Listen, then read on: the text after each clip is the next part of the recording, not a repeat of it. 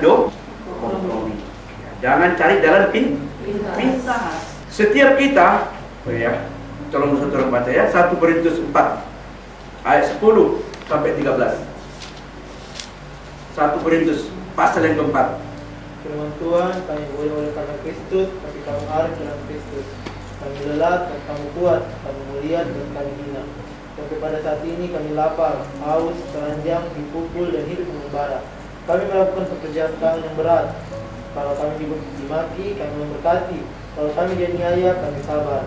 Kalau kami difitnah, kami tetap menjawab dengan ramah.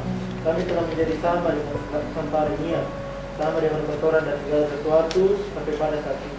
Iya, ini perkataan Paulus ini. Kami bodoh oleh karena Kristus, tetapi kamu arif dalam Kristus. Kami lemah, tetapi kamu kuat. Kamu mulia, tetapi kami hina. Sampai pada sini kami lapar, haus, telanjang, dipukul, dan hidup mengembara. Kami melakukan pekerjaan tangan yang berat. Kalau kami dimaki, apa? Memberkati. Haleluya. Kalau kami dianiaya, kami sabar.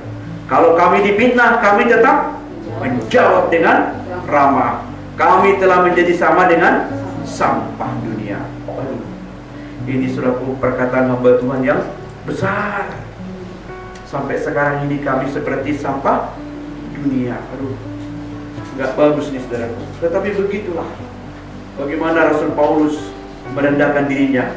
Iya, kami telah menjadi sama dengan sampah dunia, sama dengan kotoran dari segala sesuatu sampai pada saat ini. Ya memang kita kadang-kadang jadi hamba Tuhan itu kadang-kadang betul diejek, dihina, dicemooh. Iya, dibilang tidak ada kerja. Padahal kita bukan begitu, saudara. Karena panggilan Tuhan, saudara. Karena kita menjawab panggilan Tuhan. Amin, saudaraku. Amin. Jadi saudaraku, mungkin saudara belum seperti Rasul Paulus. Rasul Paulus ini, saudaraku, bagaimana saudaraku Alkitab menuliskan dalam 2 Korintus ini, saudara dikasih 1 Korintus 4 ini. Kalau kami difitnah, kami tetap menjawab dengan ramah. Kami telah menjadi sama dengan sampah dunia, sama dengan kotoran dari segala sesuatu sampai pada saat ini. Nggak enak, saudara. Apakah saudara masih mau jadi hamba Tuhan? Ya, saudara. Mungkin jika Rasul Paulus hidup di zaman sekarang ini, ia tidak akan dikenal sebagai seorang yang sukses, karena ia tidak kelihatan kuat, tidak pintar atau mulia. Justru ia kerap kali dimaki, dianiaya, difitnah, bahkan dianggap sama dengan sampah dunia. Namun kelak di surga, kelihatannya Rasul Paulus adalah salah satu orang yang paling mulia dan memiliki banyak mahkota dan upah yang kekal dari itu Tuhan. Ya, di bumi memang dia tidak terkenal, diejek, dibilang saudara pun dikasih sampah dunia. Tetapi saudara pun di surga, Pauluslah yang memiliki banyak mahkota, karena dia mau menyenangkan hati Tuhan. Haleluya, saudaraku. Haleluya. Ya, mari kita, saudaraku, sebagai betul rela menderita, rela menyangkal diri. Amin, saudaraku. Amin. Ya. Kalaupun kita tidak dihormati, nggak usah. Kalaupun kita saudaraku nggak disanjung, nggak usah disanjung. Amin, saudaraku. Iya. Tapi kita belajar dari teladan daripada hambanya Rasul Paulus ini, saudara.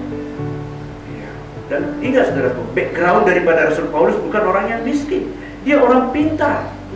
Anggota Sanhedrin, kalau sekarang ini anggota MPR. Iya. Tetapi dia saudaraku rela menyerahkan hidupnya kepada Tuhan. Rela saudaraku dikasih mau bayar harga. Sehingga saudaraku dikasih Rasul Paulus, tulisannya saudaraku bisa menguatkan jutaan orang. Melalui tulisan-tulisan daripada Rasul Paulus, mungkin saudaraku ketika orang membacanya saudaraku mau bunuh diri, jadi tidak jadi bunuh diri. Kenapa? Karena Rasul Paulus mengalaminya. Karena Rasul Paulus dia tahu, saudaraku dikasih, betapa dahsyatnya Kristus mengubah hidupnya. Rasul Paulus dia tahu bagaimana kuasa nama Tuhan Yesus yang mengubah hidupnya. Sehingga dia, saudaraku dikasih, ketika diejek, dia tidak membalas mengejek. Ketika dia dicaci maki, dia tidak membalas mencaci maki. Dia sabar. Amin, saudaraku. Ya, mari mudah-mudi. Mungkin ada sesuatu di hatimu. Ya, sekarang ini saudaraku dikasih, mau apa pun kita tanya, sudah ada tempat kita bertanya.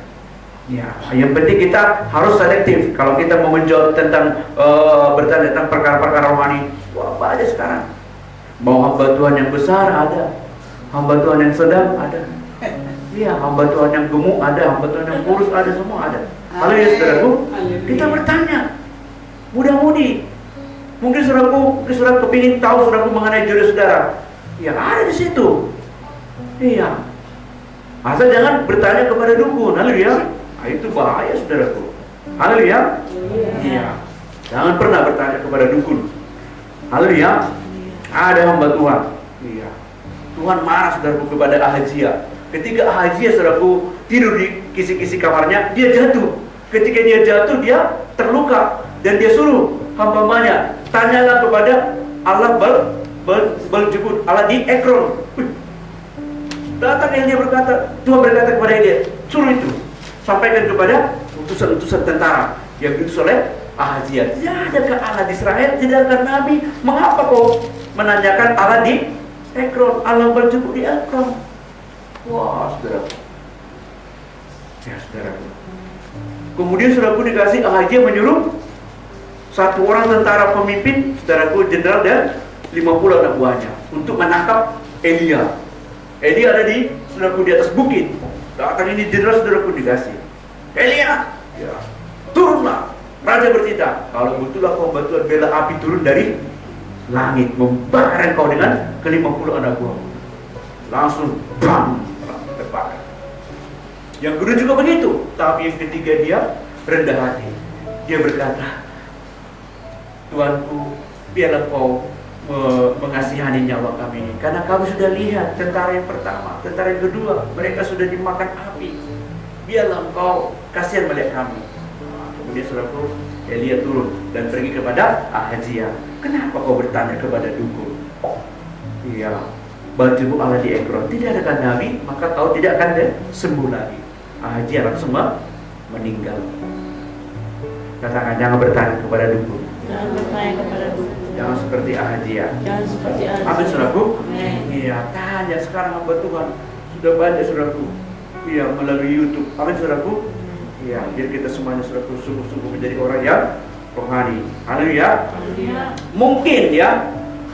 Ya sudah saya kasih tadi ya. Ya. Kalau kita dianiaya, jangan kita marah. 2 Timotius 4 ayat 5. Tetapi kuasailah dirimu dalam segala hal. Sabarlah menderita. Lakukanlah pekerjaan pemberitaan Injil dan tunaikanlah tugas pelayananmu. Amin saudaraku. Amin. Iya. Katakan, kuasailah dirimu dalam segala hal. Wah, ini enggak gampang. Kuasai dirimu, kuasai tangan kita, kuasai pikiran kita, kuasai mulut. Kadang-kadang kita bisa menguasai, saudaraku, dikasih tangan kita, tapi mulut tidak bisa. Kuasailah mulut kita. Amin. Iya. Kuasai kaki kita, jangan kaki kita ini suka ke mall. Kuasai saudaraku kita. Kadang-kadang kita lihat pergi ke mall, waduh, kita lihat baju-baju yang bagus. Kalau aku pakai itu, wah, cocok sekali. Aku akan seperti Hanger. Ada ya? Ya, cocok sekali itu kata. Saudara dikasih, mana kita semuanya, pemimpin KKS, sabar, kuasai diri saudara. Amin. Iya.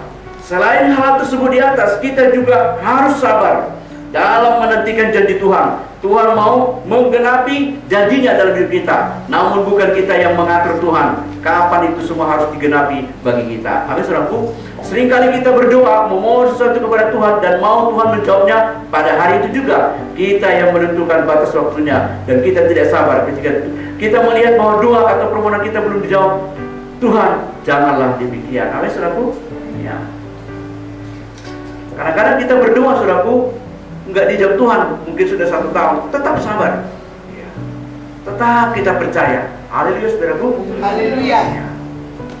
Jangan kita saudaraku maunya kita, karena Tuhan yang tahu saudaraku kapan waktu doa kita itu dijawab oleh Tuhan.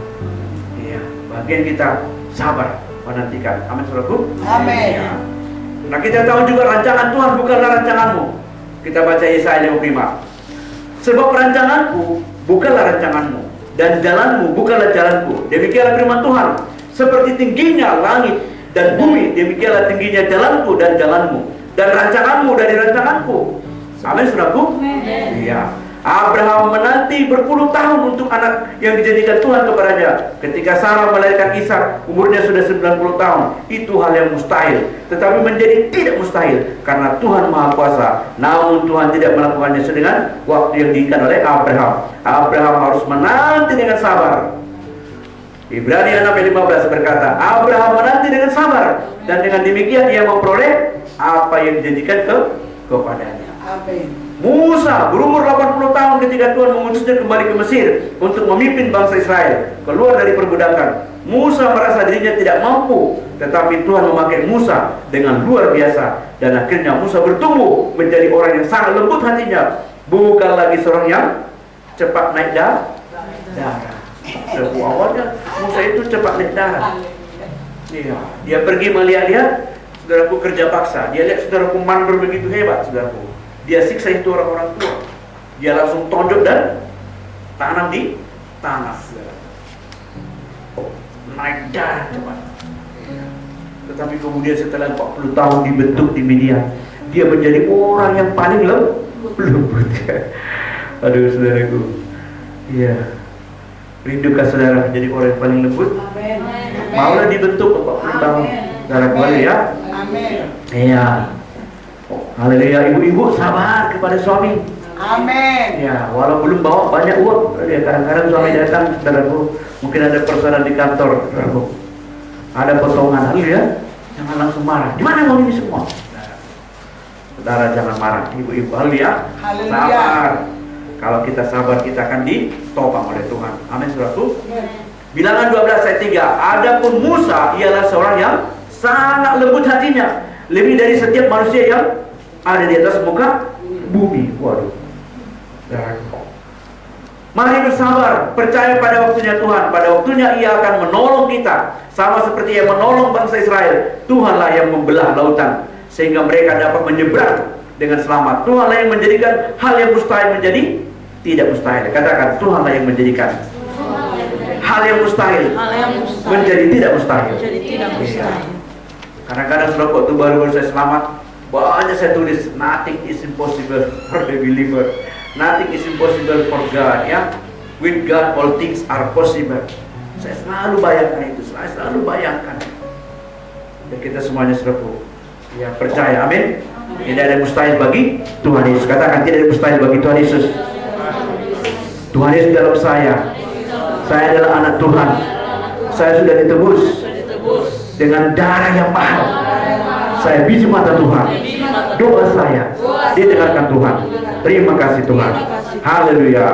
Amin.